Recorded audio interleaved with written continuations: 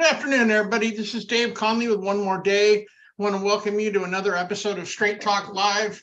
Today, we're joined by just one of the biggest supporters of the veteran community out there, Senator and Dr. Bill Cassidy. Welcome, Senator. Hey, Dave, thanks for having me, man. I appreciate to be with you and with your audience. Well, we appreciate having you, sir, and bless you for taking on such a big task as the veteran community. I know we've got a lot of issues, and I know you've been a big proponent of ours for years. And in fact, you just recently ran through the Solid Start Act, as I recall. Yeah. Can you tell us a little bit about that, please? Yeah. Has anybody ever been 22 years old and just discharged from the service? You know, I've been 22, so I have the mindset. So what I'm about to say sounds like a bad joke. Most veteran suicides occur within 6 months of separation from the service. Mhm. The average time to get an appointment in the VA is 6 months. You got to laugh because otherwise you scream. Now, by the way, I don't blame the VA. You're 22 years old, you're 24, you're excited about getting out. The world's full of possibilities. They give you all this information about VA programs, and you put it in your duffel bag and boom, you're out of there. Correct. Now maybe you see some papers a week later, but more likely you just dump them. Mm-hmm. So in the Solid Start Act, we continue to do what the Trump administration started to do, but now we've made it a law. The VA has to contact that veteran 3 times in the first year after discharge. Now, you can imagine how this goes. Hey, you've been out for 2 months. Do you remember that stuff you got when you were leaving about everything the VA has for you? Do you need another copy? Hey, Definitely. Do you need job training? We can connect you with employers who want to hire veterans. By the way, how's your mental health?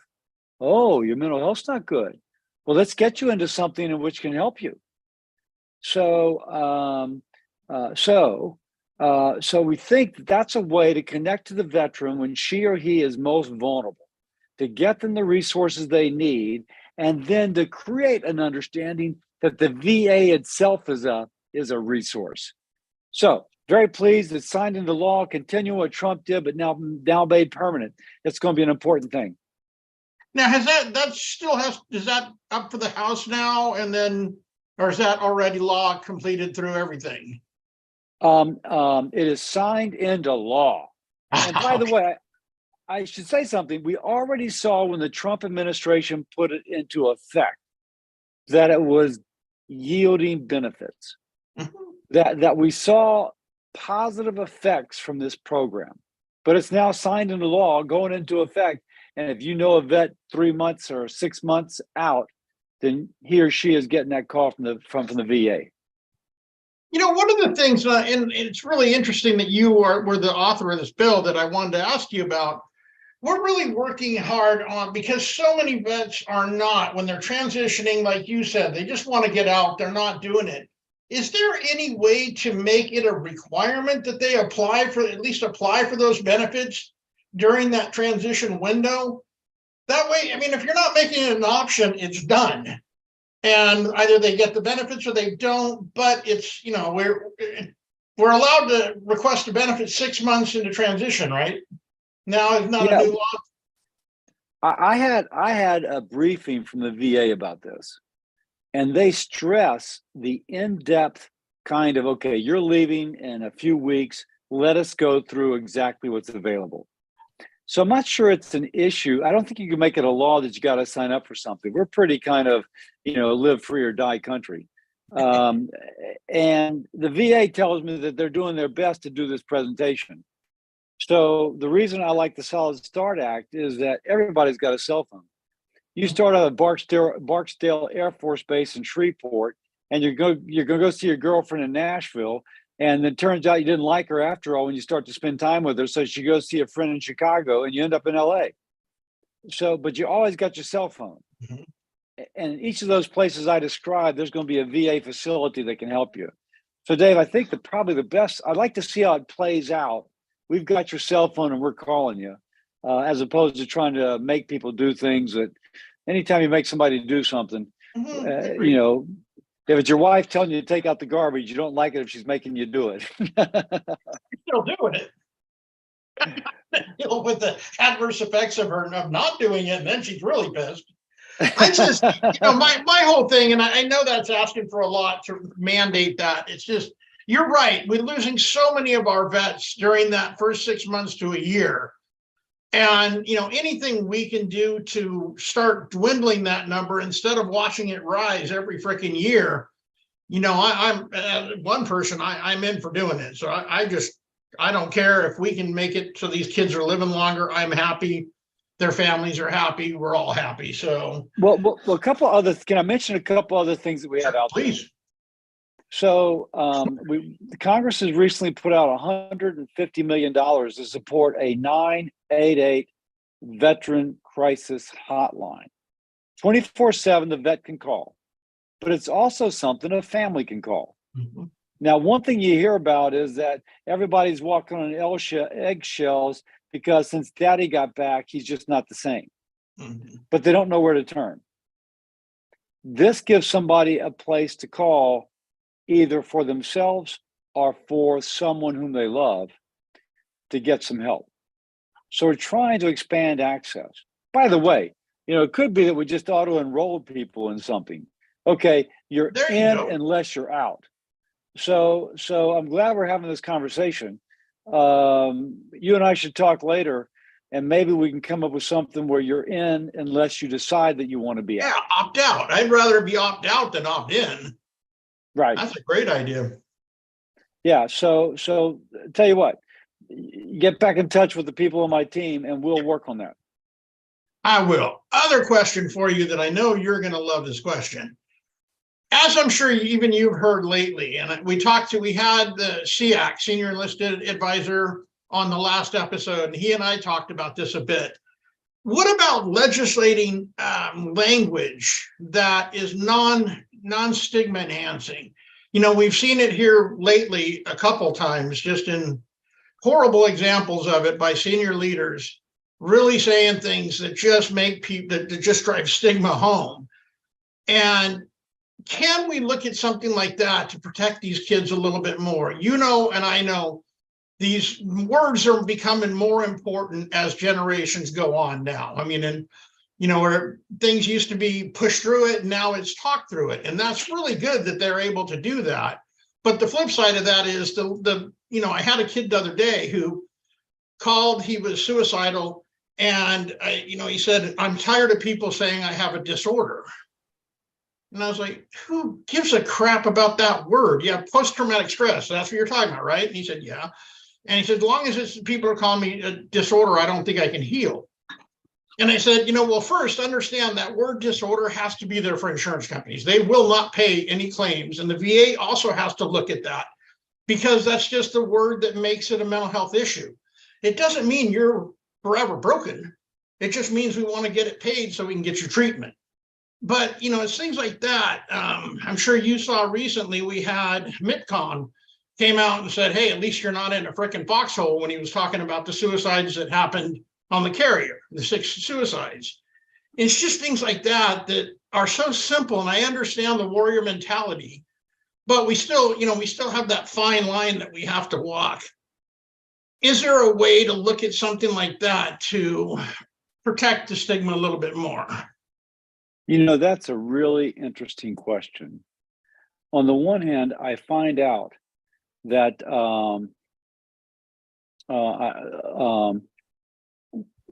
that's an interesting question, because on the one hand, if you look at the people who overcome prejudice, it's because they own the prejudice.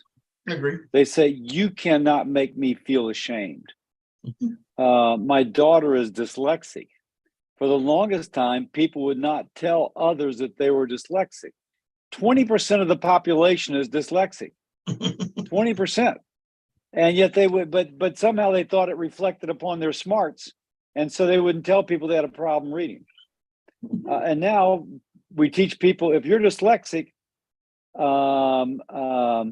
just say you're dyslexic, and get over it. So on the one hand, We need people to be bold, saying that listen, I got PTSD. I need some help. Mhm. On the other hand, that's not meeting people where they are. Where they are right now is probably a little bit, as you suggest, oh my gosh, I'm not the warrior that I'm supposed to be because I'm out there trying to get help. Mhm. So how do we get there? I'm gonna talk some things to you, man. I read that after World War II, basically every male had been in the war, almost. And so if somebody had issues, there was this community that he just connected with that was like almost every man his age that he could share his emotions with, and that sharing helped diffuse it, and he did better. It was like group therapy every day of your life. So it does seem as if we can avoid the isolation that someone might feel, everybody's staring at me because I quote unquote have a disorder, as opposed to, hey man, I had a rough time too. Let me tell you how I got through it. Oh, he's having dreams. I had dreams. Talk to my wife. You see where I'm going with that? Mhm. And that I don't think is government. That I think is community. And that's the band of brother mentality that I perceive veterans have. What are your thoughts on that? I mean, I agree with you. I think one of the things that we really push when we're talking to kids in transition, and I use the word kids really loosely, anybody that's in the service transitioning, is, before you get out, get involved with your local VFW, American Legion, any of those groups, get involved with them while you're still in so you can start making some contacts. One thing we know is the day you're out, that band of brotherhood seems to be gone. It's not, but it sure seems to, because everybody's moving on with their lives. People still serving, have to worry about that. So what we on our side want to do is, if you can reignite the relationships. Like when I went in, I forgot everybody at home. I mean, I went home one time in the 5 years for leave, and that was it. So I'd lost all those friends. Luckily, that one time happened to be my termination leave, so I had, at least had that opportunity to start reigniting all those relationships. And that was a big thing to me because all my friends that I'd been with before were still there. I just lost track. So I think that's one thing we really need to push, is doing that. Get involved with the groups that are out there that already have that brotherhood, I mean, female, male, everything already set up. And I think those are the weaknesses we have, is we're not really educating the people transitioning enough that they need to be involved in these relationships before they leave. You Now, know, let me it, suggest something, because I've been to some really good American Legion halls, VFW halls, etc. But I typically notice that the guys and gals there are over a certain age. correct. Some people are listening to this, David. They can't see they don't have the advantage of me. You got some gray hair on your face. You're calling people kids because you're looking 2 decades back when when you were their age, Or even more. But I remember touring a Amazon distribution facility, and they had a veterans group within their VA facility. And I went to a law school to lecture, and there is a veterans group within the law school. So it does seem that a veteran can take the initiative if someone else has not already, and in their church, in their temple, synagogue, mosque, in their workplace, they can establish a little bit of a working group. Then you begin to network, not only to kind of share and what's your support, but frankly to give each other a hand. Hey man, this is a good lead. Why don't you think about it? If you want a promotion, go do this, and I think you can get there. That same sort of I'm going to help you and you're going to help me ethic that I think of being what helps people in any walk of life. So I just toss that out because I think a lot of these solutions reside within the individual. Mm-hmm. I'm here to give the resources when you've reached the end of the rope. But what we really want is that sense of community so you never reach that end. And I agree. We cannot keep treating suicide like it's an emergent situation. We've got to get so far left of that, because the bottom line is we are only going to save so many people who go to crisis. No matter how wonderful we are, that is a simple fact.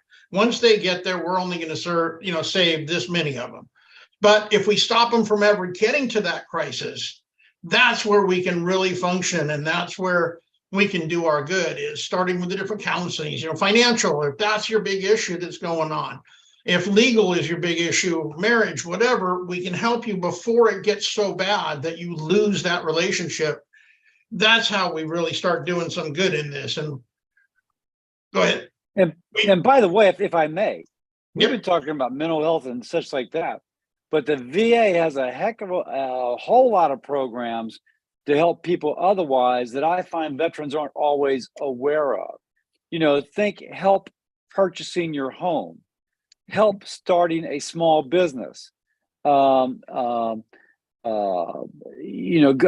go down the list, housing programs, education programs, programs for the employer that reward the employer for helping you transition into a job.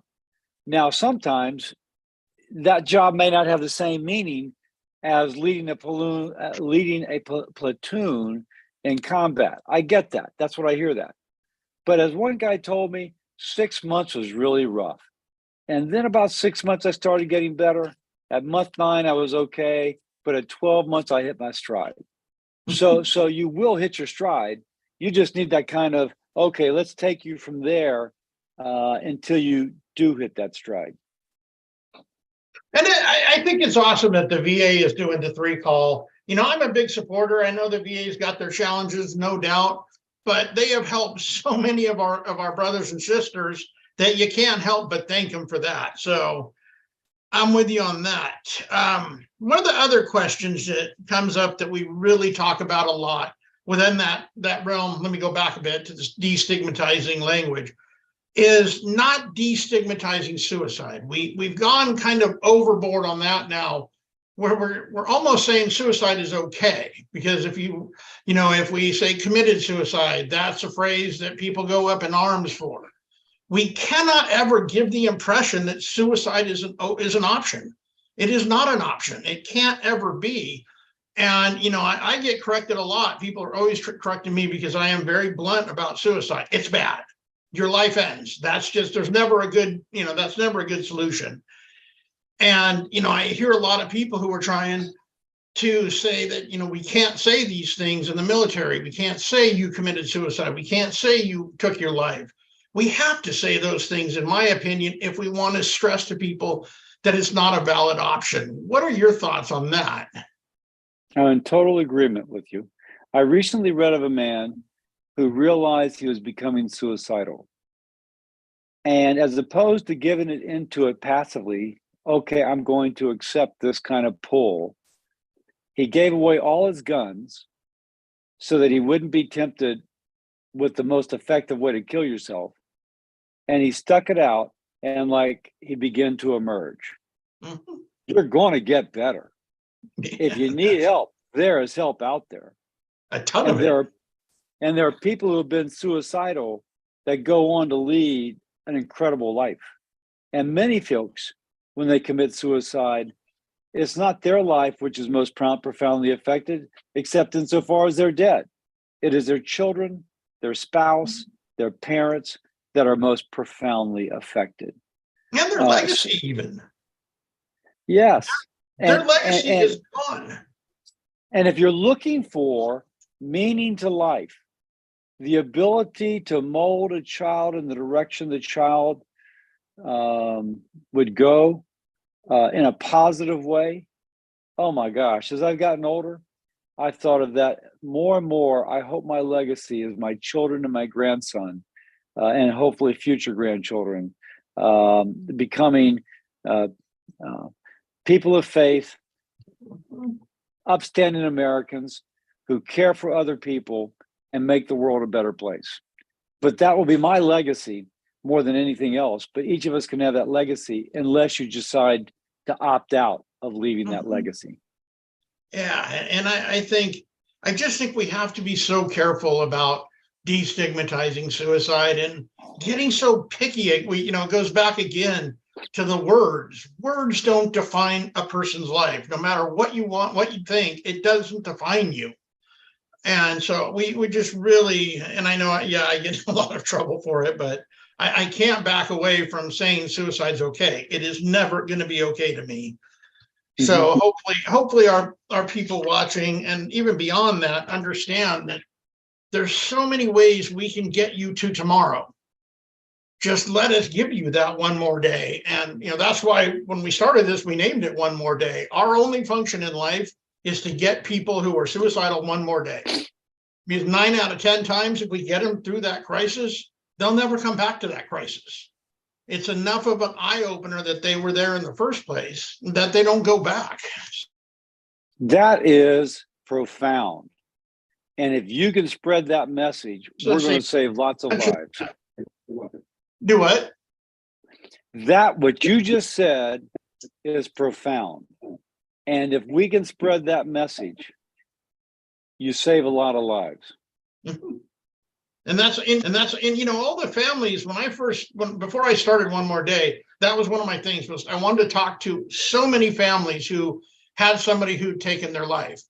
And every one of them said the same thing. It's how I came up with the name, is if we had one more day, we would have known.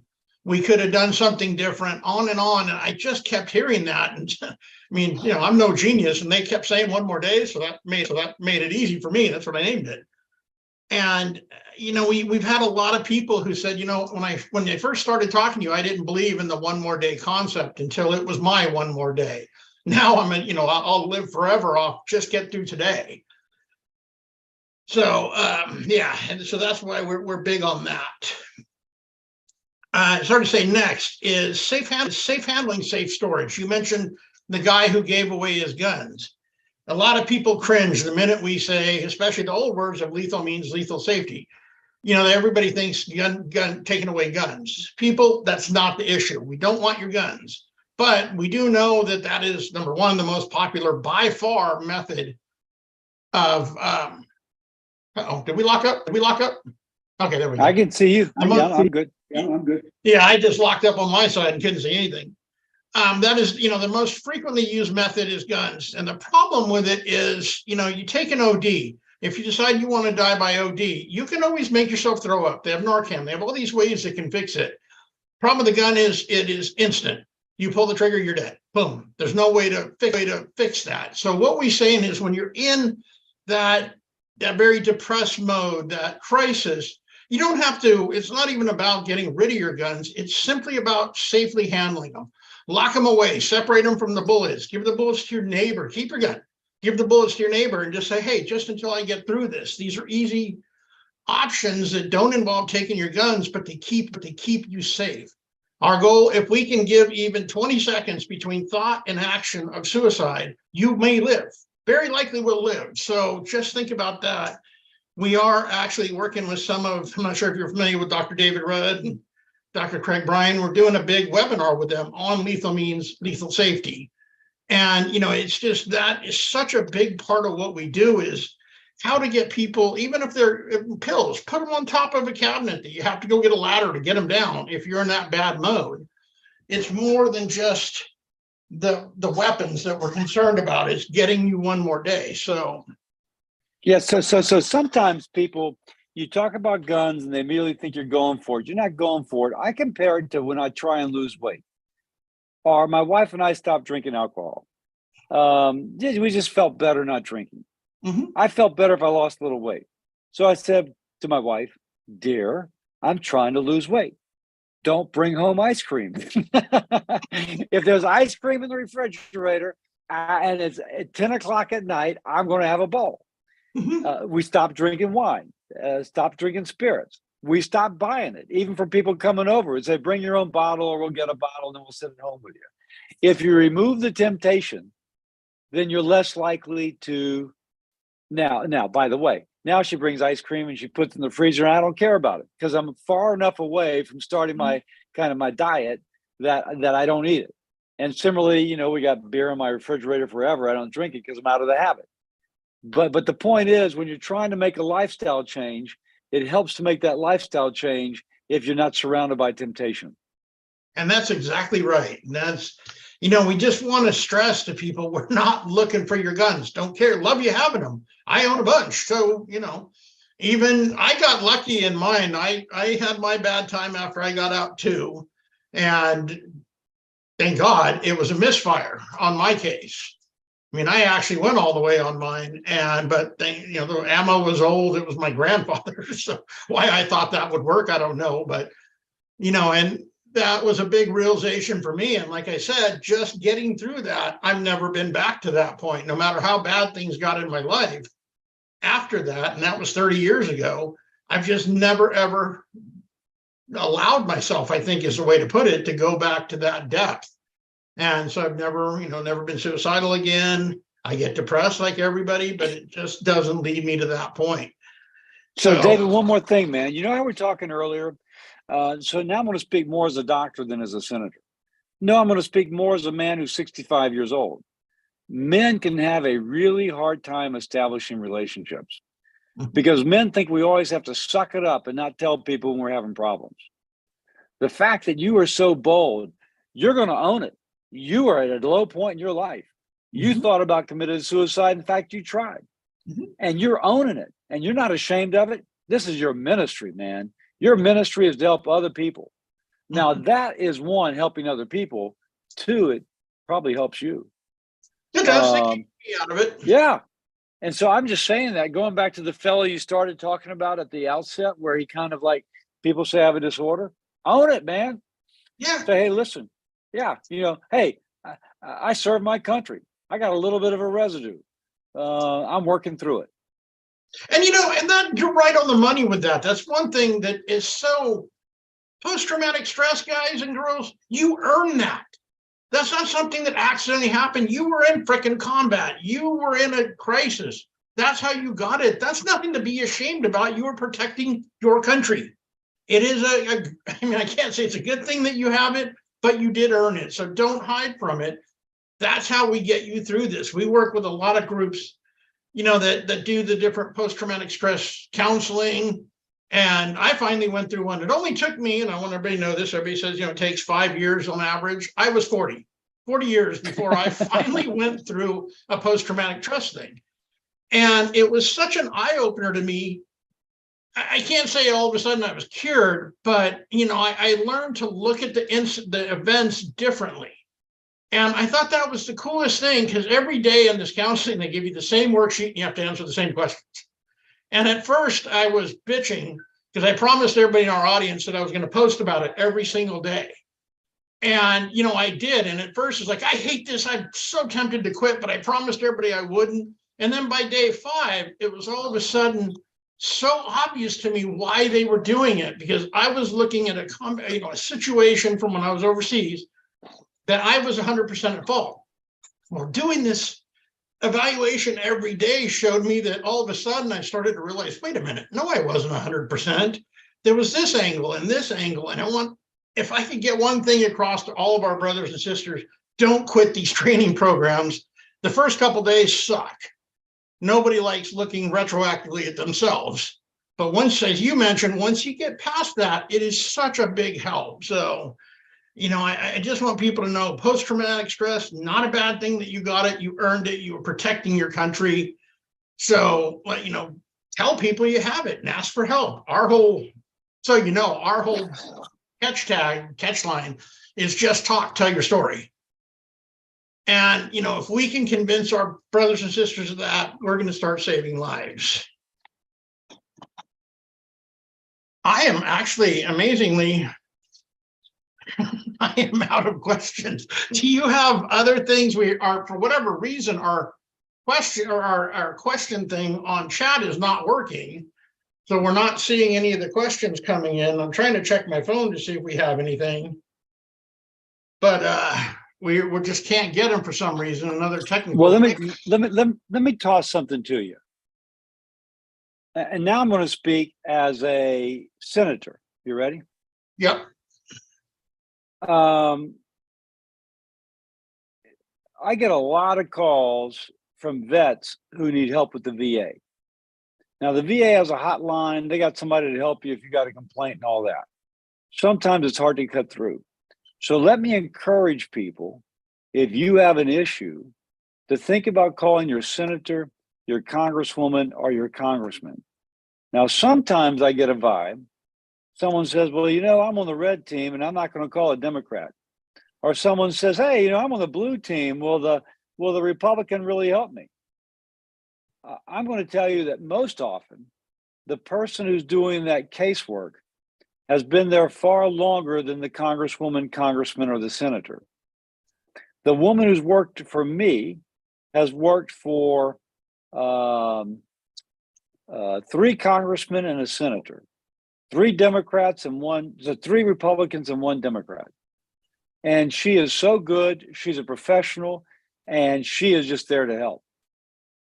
So whatever that characteristic of that representative or senator, give them a call, give them a chance. Because believe it or not, if you're a Democrat, I'm still going to represent you. And if you're a Republican, that Democrat's going to represent you, because we all care about you. And the person doing the casework probably has no clue at all what your voter, in fact, they don't. They have no clue what your voter registration is.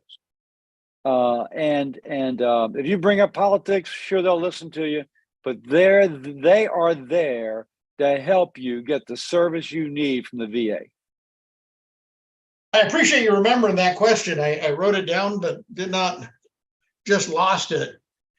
We do have more questions. Thank God that you brought that in. And that's a valid point. We hear that all the time. I'm not going to call him because he's liberal. I'm not going to call him he's a conservative, whatever. And it's just rubbish. Call your senator, call your congressman if you can't get what you need from the VA.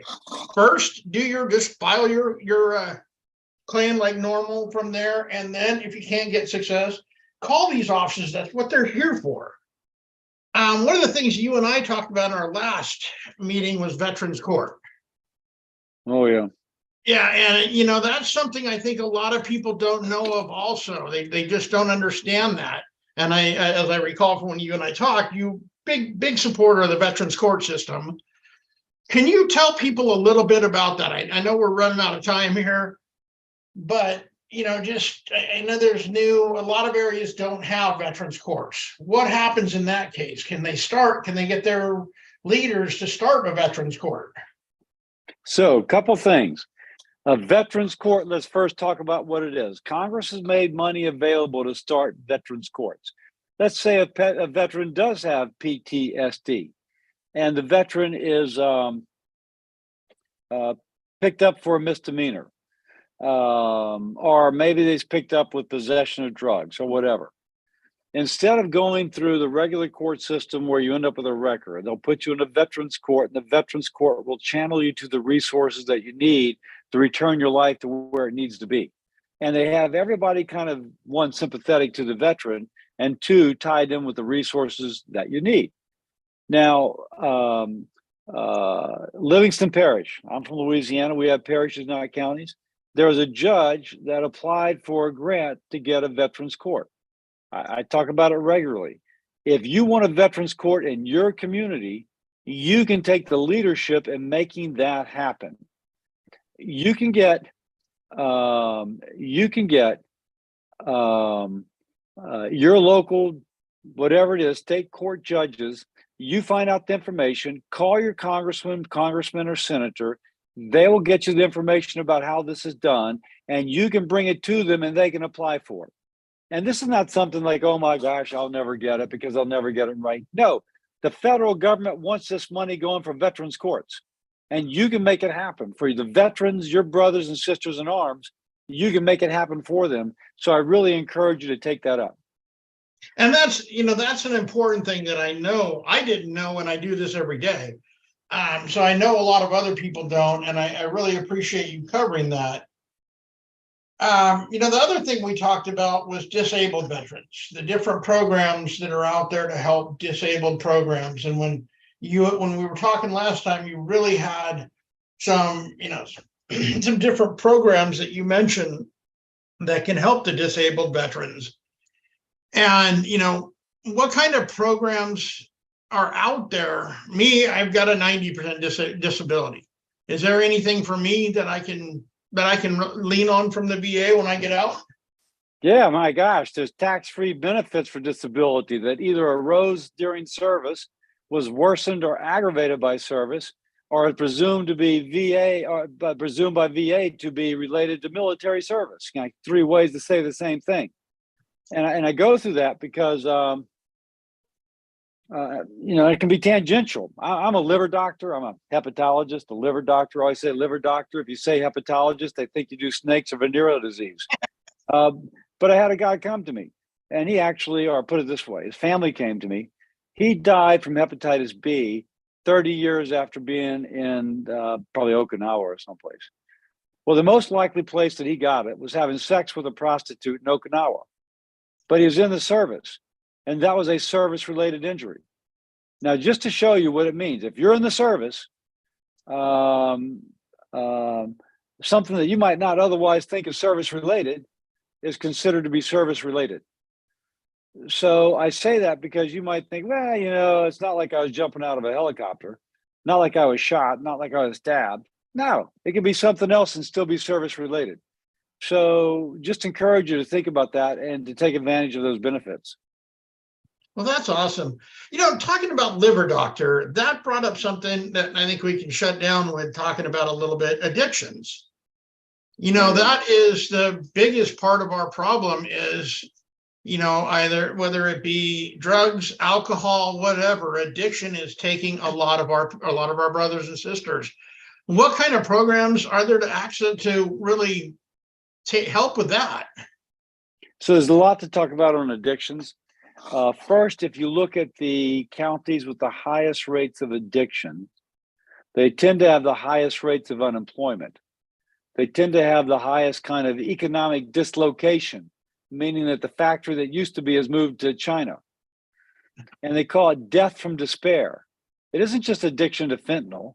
It could be smoking way too much, drinking way too much, otherwise not taking care of your health in a way that eventually you die from something which is kind of self-inflicted. Mm-hmm. So first, I'll go back to the you made a really good comment earlier, which is we don't want somebody to get to the extreme. We want to catch them before that so they never get there. Right. One way to get there is to get the job training, to get the education, to get the housing assistance or the insurance or the small business loan, all that to make you happy and fulfilled and well adjusted and your family doing well outside the service just as it was inside the service. But let's imagine you do get to the end. Well, we're trying to do things to stop fentanyl, for example, which is the major cause of overdose deaths right now. So if we can do things which stop just like if you have less access to guns, you're less likely to shoot yourself. If you have less access to fentanyl or other drugs like that, you're less likely to harm yourself. And if you're addicted, if you have access to addiction services, you're more likely to get off of it. So we're trying to do, one, never get there, but two, if you get there, try and hopefully decrease your access, but also decrease your addiction services. And that's a huge thing. And that's the VA's got a lot of different counseling programs also that I think people don't know about, as far as even relationship. We've got vet centers, which to me are heaven sent. They really are. I don't think a lot of people know that while they are under the VA's general control, they are their own entity. And they can do things that the VA, they can get you in quicker. They can get you in for at least limited help, without a diagnosed condition. And that's another thing. So one of the things that we've really been talking about, and maybe another topic for another day, but is getting PTS help without a PTSD diagnosis. A lot of vets don't want that label that I'm, diagnosed PTSD. And I know 5 or 6 years ago, they tried to put a bill through Congress that would give people a year's treatment for PTS who had served, despite not having the diagnosis. And I think that was the greatest program, that one of the greatest programs ever started. It did not make it through committee. But, what would your thoughts be about bringing a program like that back to life? If the barrier is how people talk, we said earlier, you want to own it, don't let people make you ashamed, but you got to meet people where they are. Mhm. And if there's a group of folks right now who can't move beyond the fact they don't want to be that label, then we should think about how we allow them to access services without that label. Now, sooner or later, a doctor's got to figure out, in the VA system at least, got to put a diagnosis on a chart. And I'll tell you, whether you put PTS or PTSD, it's going to mean the same thing to the next doctor or nurse who sees you. Correct. And if for some reason you agree to an attorney getting your records and the attorney looks at those records, the attorney is going to come to the same sort of conclusion as well. So anyway, just to say that. Oh, I think, the reason they did that, a lot of our special operations community, especially, they're really protective about that diagnosis because it does. It not only affects them while they're serving, but, a lot of them want to become contractors. And once they get that diagnosis, that dream's over. And the other thing that we know for sure is that once people get into treatment for PTS, they are within, within a limited number of their appointments, will start accepting the fact that they have it. And we get around that, they're no longer so concerned with being protected from the diagnosis and more concerned with getting the help they need. And I think that's why they said only a year, give them that year, because in that year, we know 90% of them are all of a sudden going to say, well, I don't give a shit about the diagnosis anymore. Just give me the help I need. And so I know I personally would love to see that bill come back to life and just get these guys and girls in so they don't have to worry about a diagnosis, just worry about getting help. Yeah. David, it's been great being with you, man. I appreciate it. You too, Senator. Thank you. And we'll talk to you all again. I believe it's January 10th. We've got Dr. David Rudd and Dr. Craig Bryan coming. Senator, thank you for taking the time. You have a wonderful Christmas and a great New Year. And to you and everybody listening. All right. Thank you.